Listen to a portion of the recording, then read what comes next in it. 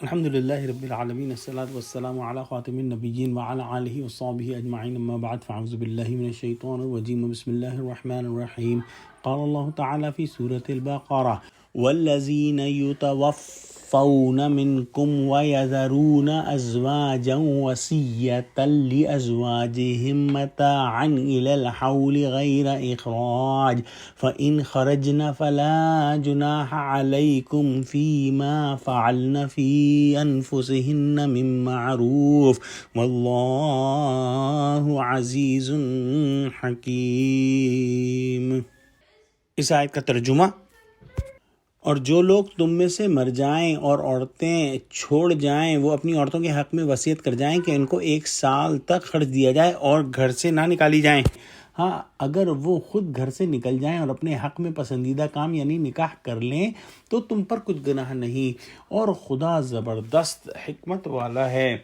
یہاں اب پھر آئلی قوانین جو ہے وہ بیان کیے جا رہے ہیں. جیسا کہ پہلے بیان ہوا کہ آئلی قوانین کے درمیان میں نماز کے بارے میں 2 آیتیں آئیں، اور نماز جو ہے احکام شریعہ پر عمل کرنے کا جذبہ پیدا کرتی ہے. جو شخص نماز کی نگہداشت کرتا ہے وہ یقیناً اللہ کی حدود اور شریعت کے ضابطوں کی بھی محافظت کرے گا.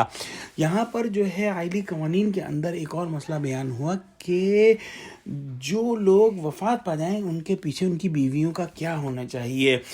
زمانہ جاہلیت کے اندر جو ہے ایک جو ہے وہ روایت تھی کہ اگر کسی کا شوہر مر جاتا تو اس کی عدت 1 سال تھی. وہ 1 سال تک کسی کوٹھڑی میں پڑی رہتی اور 1 سال کے بعد اس کوٹھڑی سے اس کو نکالتے اور اس کی گود میں اونٹ کی مینگنیاں بھر دیتے، پھر اسے باہر گلی کوچے میں نکالتے اور وہ لوگوں پر مینگنیاں پھینکتی جاتی تھی.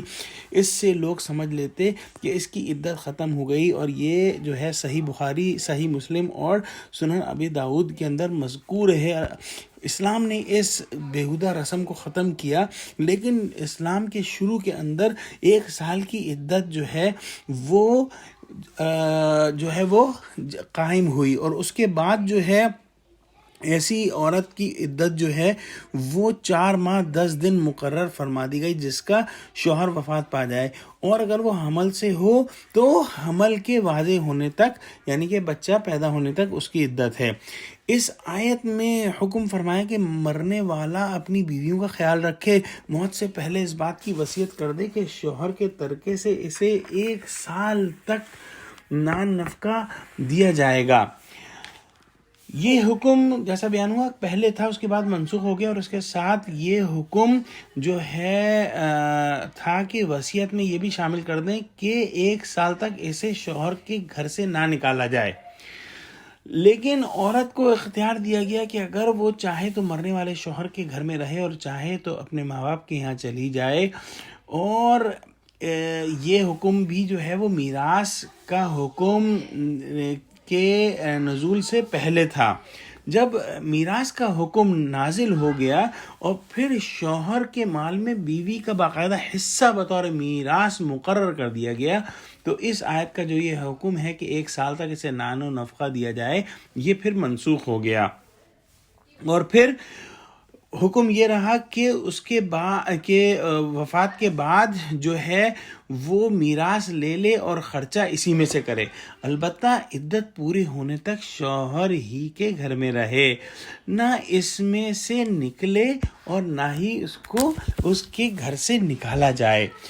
دیکھیں یہاں پر بھی اللہ سبحانہ وتعالیٰ نے جو ہے وہ لفظ معروف جو ہے وہ استعمال فرمایا ہے کہ اگر وہ خود گھر سے نکل جائیں اور اپنے حق میں پسندیدہ کام، معروف کام کر لیں تو تم پر کچھ گناہ نہیں.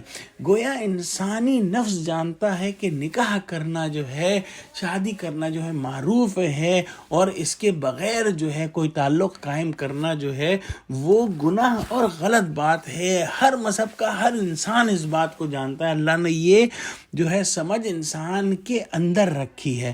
دعا کرتے ہیں کہ اللہ سبحانہ وتعالی ہم کو قرآن کا فہم عطا فرما اور ہم کو قرآنی احکام سمجھنے اور ان پر عمل کرنے والا بنا. آمین. وآخر دعوانا الحمد للہ رب العالمین. السلام علیکم ورحمۃ اللہ وبرکاتہ.